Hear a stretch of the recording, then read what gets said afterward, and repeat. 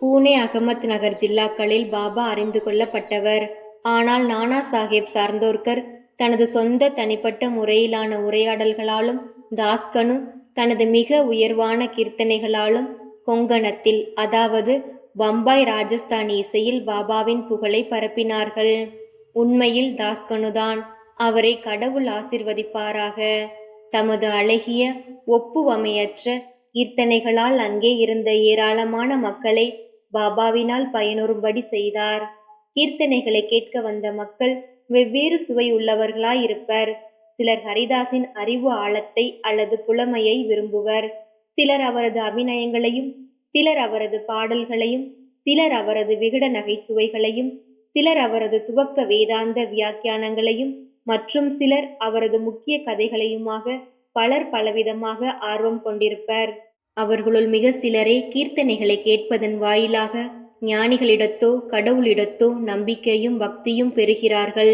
ஆயினும் தாஸ்கனுவின் கீர்த்தனைகளை கேட்கும் அவையோர்களது மனங்களின் விளைவு மின்சாரமாகும். அது அங்கனமே இருந்தது. கீழ்கண்ட ஒரு நிகழ்ச்சியை இங்கு தருகிறோம். தாஸ்கனு ஒரு முறை தானேவில் கௌபினேஸ்வர் கோவிலில் சாய்பாபாவின் புகழை பாடி கீர்த்தனை செய்து வந்தார். அவையோர்களுள் சோல்கர் என்பவர் சிவில் கோர்ட்டில் ஒரு தற்காலிக ஊழியராக வேலை பார்த்து வந்த ஒரு ஏழை ஆவார். மிகவும் கவனத்துடன் தாஸ்கனுவின் கீர்த்தனைகளை அவர் கேட்டு பெரிதும் உருகி போனார். அவர் அங்கேயே அப்போதே மனதினால் பாபாவுக்கு வணக்கம் செலுத்தி விரதம் எடுத்துக்கொண்டு பின்வருமாறு கூறினார்: பாபா, நான் என் குடும்பத்தை காப்பாற்ற இயலாத ஒரு ஏழை. தங்களுடைய அருளினால் நான் இலாக்காவிற்குரிய தேர்வில் வெற்றி பெற்று நிரந்தர உத்தியோகம் பெற்றால் ஷீரடிக்கு சென்று தங்கள் பாதங்களில் வீழ்ந்து தங்கள் நாமத்தினால் கற்கண்டை விநியோகிப்பேன் என்றார். இது நிறைவேறுவதற்குரிய நல்ல அதிர்ஷ்டம் இருந்ததால் சோல்கர் பரீட்சையில் தேர்வு பெறவே செய்தார். எவ்வளவு விரைவோ அவ்வளவு நலம் என்பதாக தனது விரதத்தை நிறைவேற்றுவது ஒன்றே அவருக்கு எஞ்சியிருந்தது. பெருங்குடும்பத்தை தாங்க வேண்டிய ஏழை மனிதர் சோல்கர் அவரால் ஷீரடி பயணத்திற்கு நேரும் செலவை தாங்குதல் இயலாது. தானே ஜில்லாவில் உள்ள நாணய காட்டையோ அல்லது சக்யாத்ரி மலைத்தொடரையோ கூட ஒருவன் எளிதில் கடந்து விடலாம். உம்பரை காட்டை, அதாவது வீட்டின் தலைவாயிலே ஓர் ஏழை மனிதன் கடப்பது என்பது மிக மிக கடினமானது. எவ்வளவு விரைவில் தனது விரதத்தை பூர்த்தி செய்ய முடியுமோ அவ்வளவு விரைவில் பூர்த்தி செய்ய ஆவலும் கவலையும் உற்ற சோல்கர் தனது செலவை குறைத்து சிக்கனப்படுத்தி பணத்தை சேகரிக்க தீர்மானித்தார். தனது உணவிலும் தேநீரிலும் சர்க்கரை உபயோகிப்பதில்லை என முடிவு செய்து தேநீரை சர்க்கரை இன்றியே அருந்தத் தொடங்கினார். இவ்வாறாக அவர் சிறிது பணம் சேகரிக்க இயன்றதும் ஷீரடியை வந்தடைந்து பாபாவின் தரிசனத்தை பெற்றார். அவர் பாதங்களில் வீழ்ந்தார். 2 தேங்காயை அர்ப்பணித்தார். தனது விரதப்படி அந்த கரண சுத்தியுடன் கற்கண்டை விநியோகித்தார். பின்னர் பாபாவிடம் அவரது தரிசனத்தால் தான் மிகவும் மகிழ்ச்சியுற்றதாகவும் அன்றைய தினத்தில் அவரது ஆசைகள் பூர்த்தியாயின என்றும் கூறினார். தன்னுடைய உபசரிப்பாளராகிய பாபு சாஹேப் ஜோகுடன் சோல்கர் மசூதியில் இருந்தார்.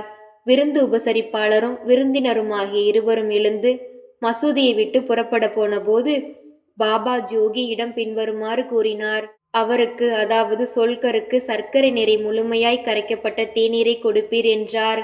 இத்தகைய உட்கருத்து வலஞ்செறி சொற்களை கேட்டு சோல்கர் மிகவும் மனது உருகி போனார். வியப்பால் செயலிழந்தார். அவரின் கண்கள் கண்ணீரால் பனித்தன. மீண்டும் பாபாவின் பாதங்களில் வீழ்ந்தார். தனது விருந்தினருக்கு அளிக்கப்பட வேண்டிய தேநீரை பற்றிய வழிநெறியை கேட்டு ஜோகும் ஆச்சரியமடைந்தார்.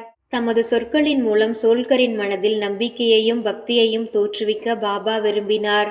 அவருடைய விரதப்படி தாம் கற்கண்டை பெற்று கொண்டதையும் உணவில் சர்க்கரை பயன்படுத்தக்கூடாது என்ற அவரது இரகசிய திட்டத்தையும் தாம் முழுமையாக அறிந்திருப்பதாக அங்கனம் இருந்தபடியே பாபா குறிப்பிட்டார். பாபா கூறியதன் பொருளாவது: என் முன்னர் பக்தியுடன் உங்களது கரங்களை நீட்டுவீர்களேயானால் உடனேயே இரவும் பகலும் உங்களுடன் கூடவே நான் இருக்கிறேன். இவ்வுடம்பால் நான் இங்கேயே இருப்பினும் 7 கடலுக்கு அப்பால் நீங்கள் செய்வதையும் நான் அறிவேன். இந்த பரந்த உலகின்கண் நீங்கள் விரும்பியபடி எங்கு வேண்டுமானாலும் செல்லுங்கள். நான் உங்களுடனேயே இருக்கிறேன். உங்களது இதயமே எனது இருப்பிடம். நான் உங்களுக்குள்ளேயே இருக்கிறேன்.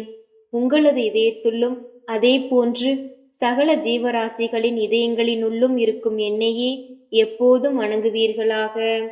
என்னை இங்கனமாக அறிபவர் உண்மையிலேயே ஆசிர்வதிக்கப்பட்டவரும் அதிர்ஷ்டசாலியும் ஆவர்.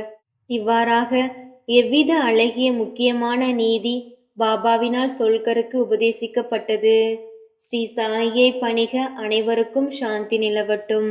அல்லாஹ் மாலிக்.